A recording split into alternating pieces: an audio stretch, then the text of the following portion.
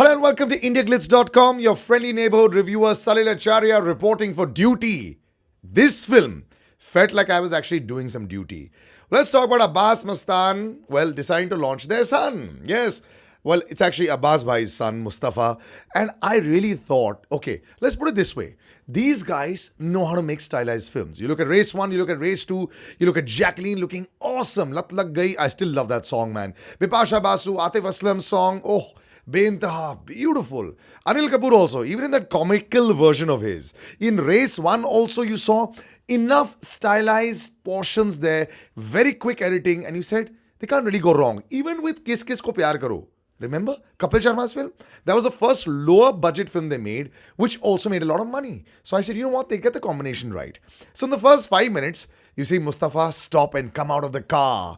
You expect him to sort of have that, aura, and it just falls flat on the face, man. No, it's not one of those films where you'll say, wow. You'll just probably have tears of sadness that why are you being put through this? Kiara Advani is a very cute girl. Okay, great model. MS Dhoni में she had a small little part, so everyone said wow.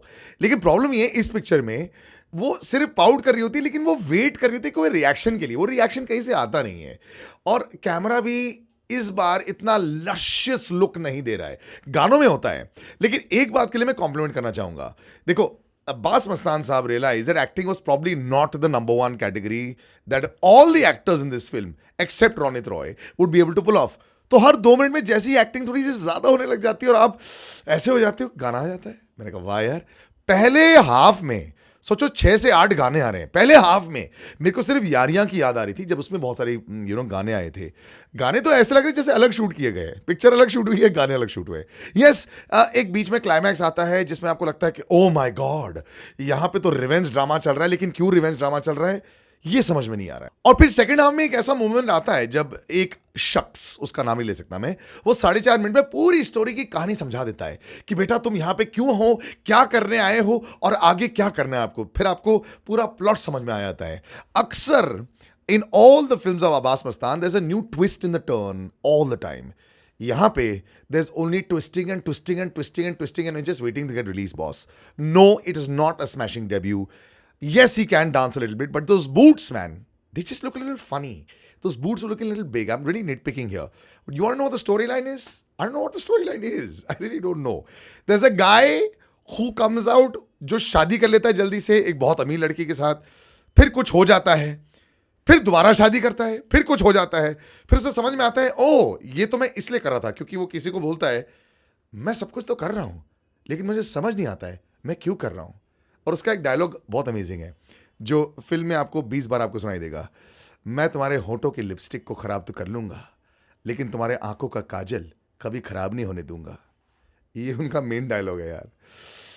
Okay, अब समझ गए आप picture कैसी थी. इस picture को आज पहली बार ऑन indiaglitz.com में स्टार्स नहीं देना चाहूंगा बिकॉज मुझे थोड़ा डर लग रहा है.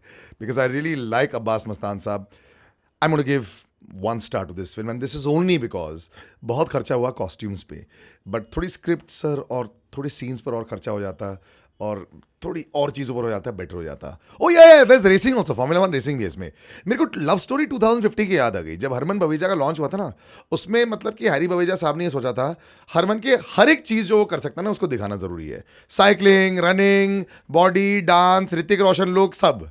इसमें भी मुझे ऐसे कुछ लगा, but no, it didn't work. Sorry guys, 1 star, and जितनी आपको बुकेज देने हैं मुझे आप दे सकते हैं, but I do not recommend machine even for home viewing. Salil Acharya, my Twitter handle. You guys can get in touch with me or all the comments right below this. Of course, I'll be writing back to them. Bye-bye.